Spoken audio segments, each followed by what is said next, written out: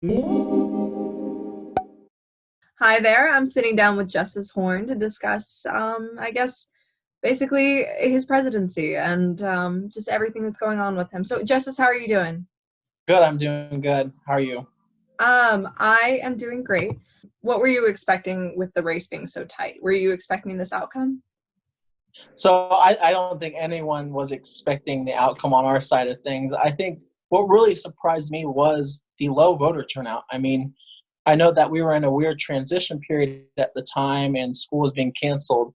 I personally felt that because there were a lot of students that were online that we would have a high voter turnout. But I mean, students aren't really paying attention to the election, and that was really a shame.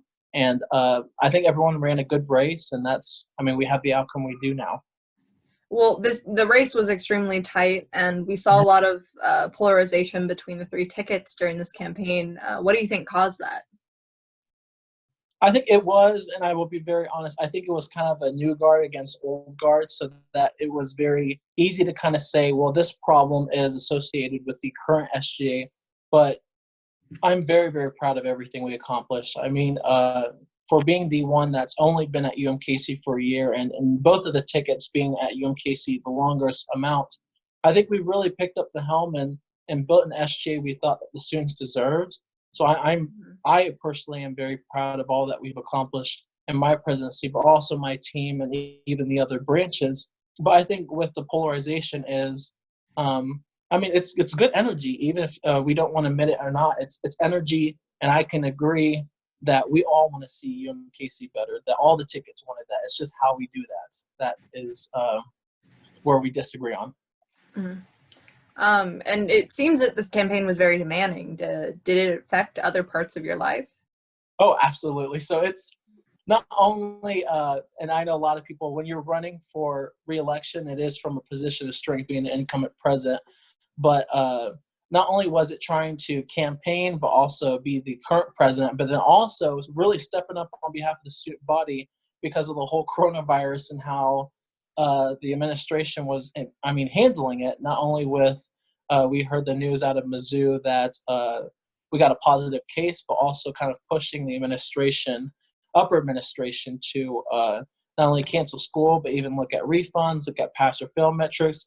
So it was a lot of, I will be honest, election night and even the election, I was not 100% focusing on that because I was too busy trying to do my job. I think I let myself get so consumed by the presidency, but I think that's the important thing is that I'm there first to do my job. I'm not there to campaign. Let's go back to the debate that you, Daphne, and Brandon had. What were you feeling that night?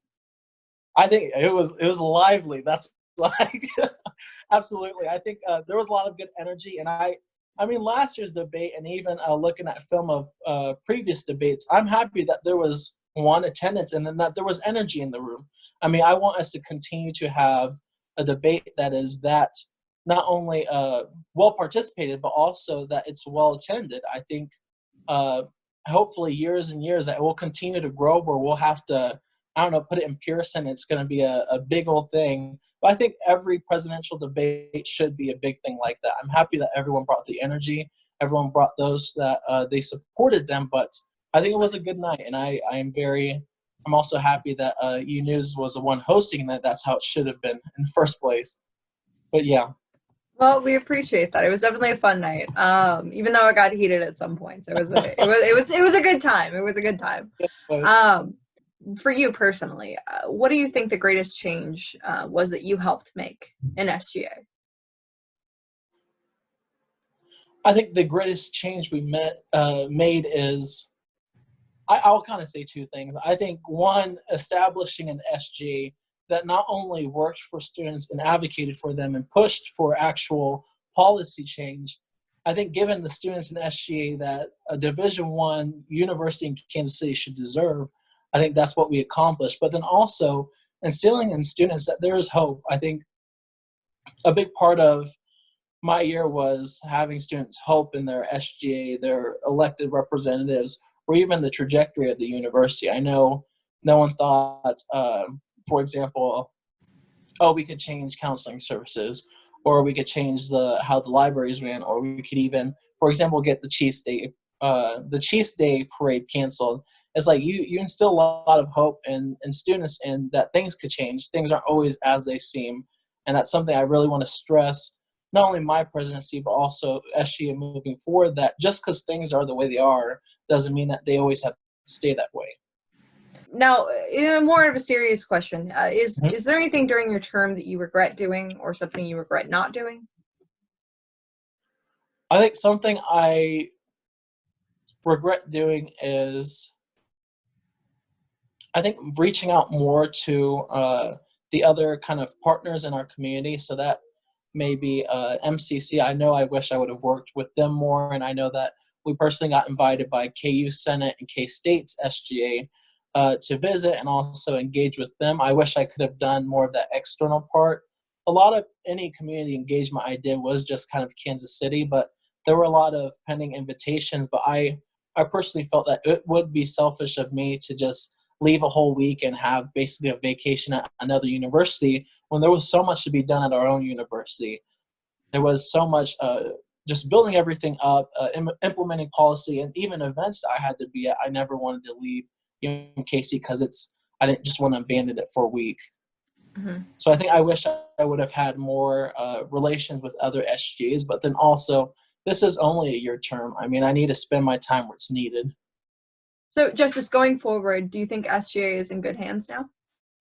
Well, I absolutely think SGA is in good hands, and I think that there's a lot of returning students that are going to be in SGA, and even with the new executive branch, I mean that's only 1/3 of SGA. I think what we've set up, and I am happy that we did, is that the future and the trajectory of SGA did not depend just on who was at the executive branch and who was leading that. I think we have a strong judicial branch and an even stronger Senate. I think that there are things in place where it's the same as we get a new president on the federal level, but the system itself and the federal government doesn't always change. It's only one person. So I think the longevity of SJ is absolutely going to move forward, and it's really going to be the Senate. It's going to be the Senate really bringing up bills, pushing policy, and it's going to be the next president also looking at the student bodies, seeing what their needs are. So in the long run of SG, I think this last election and even this last year has brought more people that want to get involved with SGA. I think we're in really good hands, and that the future of SGA. I mean, it's 71 people. I mean, one new president isn't going to change anything. Absolutely. And now I actually have one more final question for you, and it's what's been your favorite memory as serving as SGA president? I don't want to sound cliche, but I just think every bit of it. I mean, I know these last couple of days I've been reflecting on. I mean, we've had some crazy days, some good days, and some days where we've had to clean up some disasters or scandals. But I mean, that's what it's about. I mean, you love the fight. I mean, we're doing a lot of good work, and even on the bad days where there are days that there are hours unseen and days where I'm not getting a lot of sleep. I mean, those good days balance that out. So I think we did a lot of good work and a lot of things that a lot of policy change I'm very proud of. And just, I mean, inspiring a generation after me, inspiring freshmen that want to get involved with SJ, and even those that are running for the Senate that say, hey, I could be a senator and I could get involved with SJ. I think the point of my time as president wasn't leaving something for people, it was leaving something in people. So I think that's why we do it. And I think we did absolutely that.